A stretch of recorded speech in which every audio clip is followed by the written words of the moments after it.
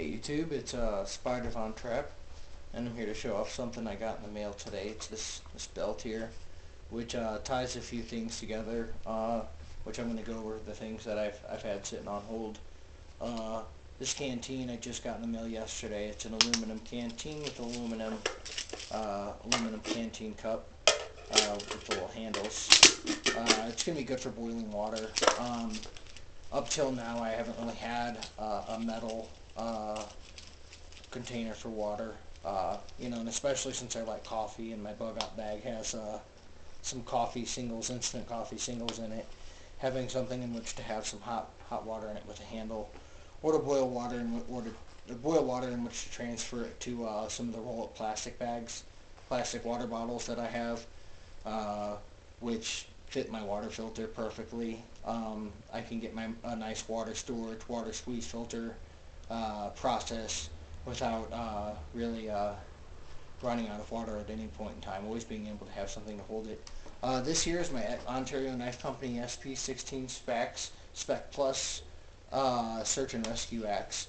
It's 1095 stainless steel and has an epoxy coating, which seems to come off when you chop through a car fender, but go figure.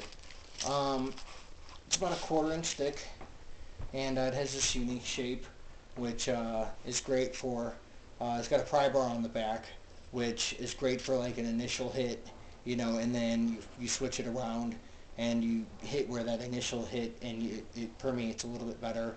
It's got a nice, on the tip, it's got a nice wedge right there.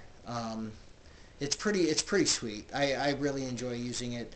The curved blade allows you to maybe scrape some hide a little bit, or and this key right here is for fire hydrants.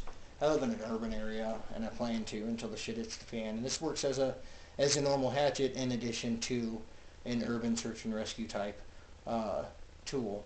But this is for gas valves and fire hydrants. I'm sure you can come up with other uses if you absolutely had to, but that's its intended use. Go ahead and slide that back in here. It's pretty nice. It actually came with MOLLE attachments, so I can attach like like a sharpener or something there, in addition to a strap, so that you can have it strapped to your leg and to your belt simultaneously, so that way when you're moving around, it moves with you, not against you. Nobody likes a blade slapping against your leg when you're running. And then over here on this side, well, first I'll start with my pocket here, which I'm always going to have a pocket on any pants I ever have. This is a Smith & Wesson folder. It's nothing too special. It's fairly thick. It's got a tanto cell tip with half serration. This is primarily a not search and rescue, but like a rescue type blade, because it's got the glass breaker, and then it's got the seat belt cutter right here. And so basically, it's not too bad. It's got a nice grips for your fingers. Nothing too special. Nothing too fancy. It is what it is.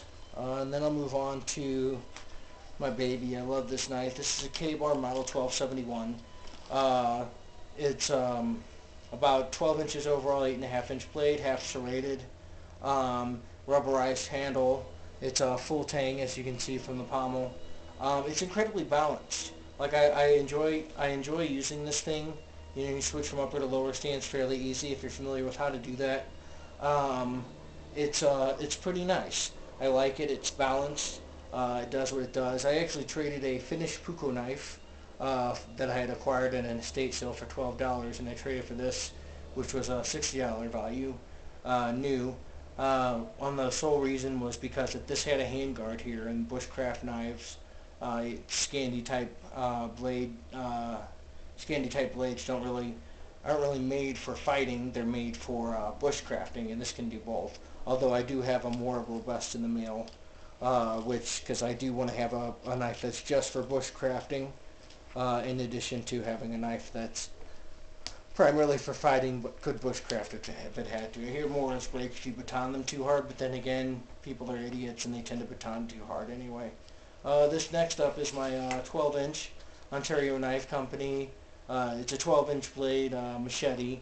It's not the Spec Plus model, although I do have plans to get a Spec Plus model. As you can see, some of the dark coating has come off. It's not the epoxy coating, it's some powder or something or other coating It's what they put on the blades that I guess they don't care as much about.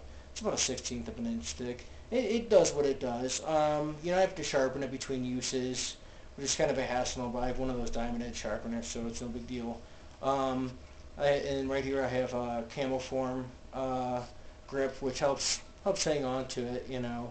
Um, yeah, thanks YouTube. I was just showing off some gear that I got, showing off how it all comes together, and I appreciate you watching this Spider-Bound Trip.